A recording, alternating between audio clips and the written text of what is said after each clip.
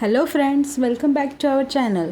So आज आपण पाहणार आहोत फॅब्रिक पेंटिंगचे ब्रश. आता खूप वेळा आपण फॅब्रिक पेंटिंग करतो, त्यानंतर ते ब्रश डायरेक्टली पाण्यामध्ये वॉश करतो, पण ते असे क्लीन होत नाहीत व्यवस्थित. पाहू शकता बिफोर आणि आफ्टर लुक तुम्ही तर पाहू शकता ब्रशचा अगोदर कसे आहेत हे ब्रश आणि क्लीन केल्यानंतर कसे दिसतील. तर आपले हे ब्रश जे आहेत ते फॅब्रिक पेंटिंगच्या क्लासमध्ये यूज झालेले आहेत, काय डेली पेंटिंगमध्ये यूज होतात.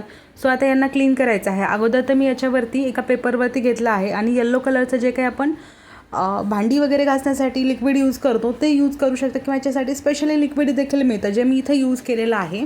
जर तुमच्याकडे नसेल तर तुम्ही जे काही आपलं सोप बार वगैरे असेल ते टाकून पण याला क्लीन करू शकता. तर जे काही ब्रशचे ब्रिसल्स आहेत ते अगोदर या येलो लिक्विडमध्ये मी क्लीन करून घेत आहे. एक एक करून असं सगळ्या ब्रशला क्लीन करून घ्यायचं आणि खाली थोडंसं त्या पेपरवरती देखील किंवा त्या शीटवरती रब करायचं आहे.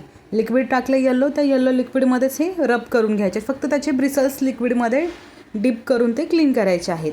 आता हे तर झालं, आपण खाली एकदा त्याला क्लीन करून घेतलं. तुमच्याकडे नसेल तर हे बालं तुम्ही जे काही डिशवॉशिंगसाठी आपण लिक्विड यूज करतो ते डिशवॉश लिक्विड देखील तुम्ही यूज करू शकता आणि याच्यामध्ये तुम्ही रब करून घेऊ शकता. पाहू शकता इथं एकदम व्यवस्थित बोटाने रब करायचं आहे, म्हणजे जे काही त्या ब्रशमध्ये कलर गेलेला असतो तो चांगला असा क्लीन होतो, म्हणजे जो काही कडकपणा येतो. नॉर्मली ब्रशला कडक होतात, आपले कसं ड्राय लवकर होऊन जातात ब्रश, आणि आता सध्या उन्हाळ्याचे दिवस आहेत त्यामुळे खूप लवकर ब्रश डॅमेज होऊ शकतात.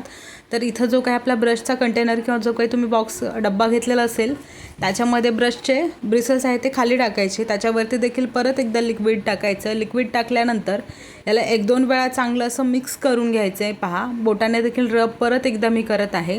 तुम्ही एकदा केलं तरी चालेल, काही प्रॉब्लेम नाही आहे, कारण हे ब्रश खूप जास्त क्लीन करायची गरज होती.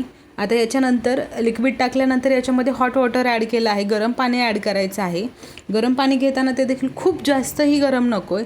त्यानंतर याच्यामध्ये पावडर ॲड केली आहे जी आपण ब्रश क्लीन करण्यासाठी यूज करतो. व्हाईट कलरची पावडर येते, ती पावडर ॲड करायची आणि 15-20 मिनटं तुम्हाला याला चिलवून द्यायचं आहे. म्हणजे एक थोडंसं 15-20 मिनटं रेस्ट करू द्या. कारण कसं गरम पाण्यामध्ये जरी तुम्ही ब्रश लगेच क्लीन करायला घेतले तर हाताला लागू शकतं, म्हणजे पोळ्याला म्हणजे असं गरम वगैरे चटके बसू शकतात तुमच्या हाताला. सो त्यासाठी आता इथं आपण काय केलं, लिक्विड ॲड केलं, त्यानंतर पावडर ॲड केली, बोटानं व्यवस्थित रब केलं.